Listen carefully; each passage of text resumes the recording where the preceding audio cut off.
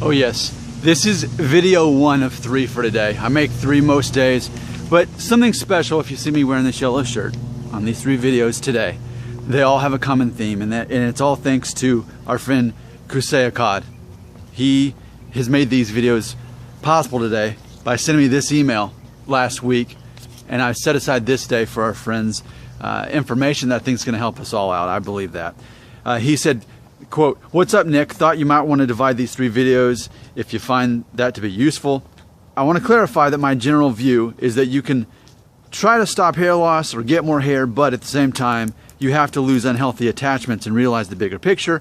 So basically, for one to look the best, they can, while not allowing that to disconnect them from their essence." So that's his intro. And here's his first video subject he wanted me to address and give my input on.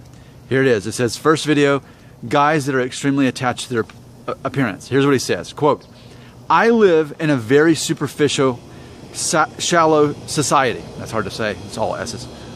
"I live in a very superficial, shallow society. Have been going to the gym for years, regularly, and have come across many good-looking guys, some who are trainers, some who are obsessed with their physical appearance. They will sacrifice so much to look the best they can, including their health and happiness. Steroids, gossiping, unhealthy diets, so much time and energy to look good.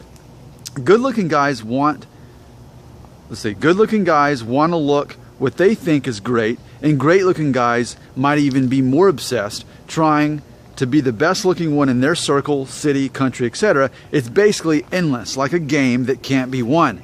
They reduce themselves to their physical appearance, and in a way it's pathetic, maybe even feminine. These insecurities are quite obvious to a person who has high self-esteem, and probably has an effect on the women in their lives. They either pick up on it and get turned off, or maybe end up like a guy like that married, in which you'd find out later that the woman is probably shallow and insecure in a way too.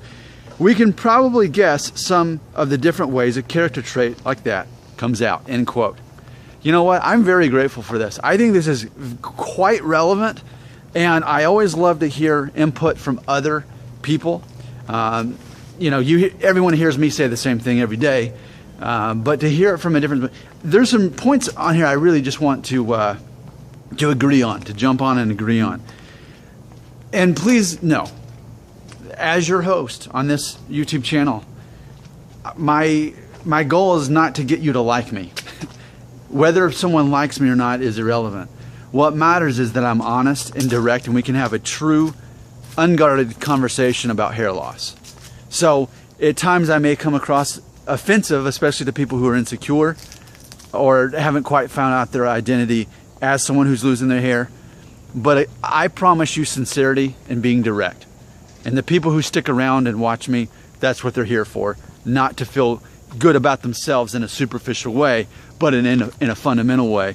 So something that jumps out at me, he's talking about these guys that are so obsessed with their appearance, whether it's hair loss or whether it's working out or whatever it is.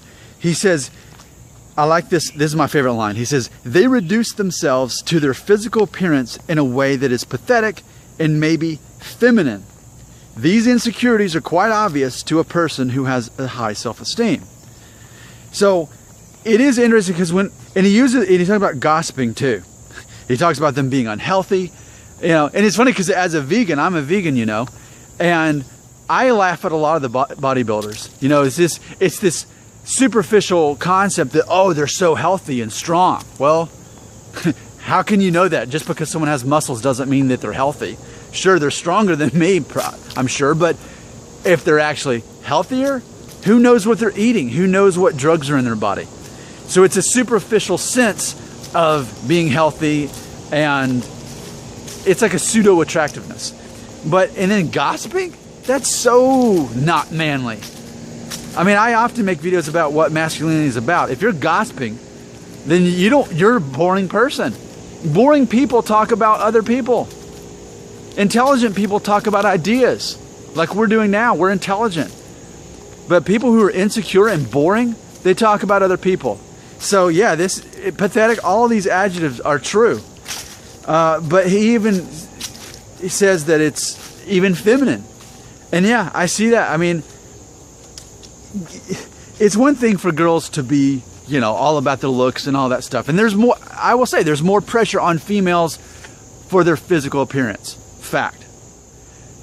But for men, it's a feminine model to be going after this and be obsessed with our looks.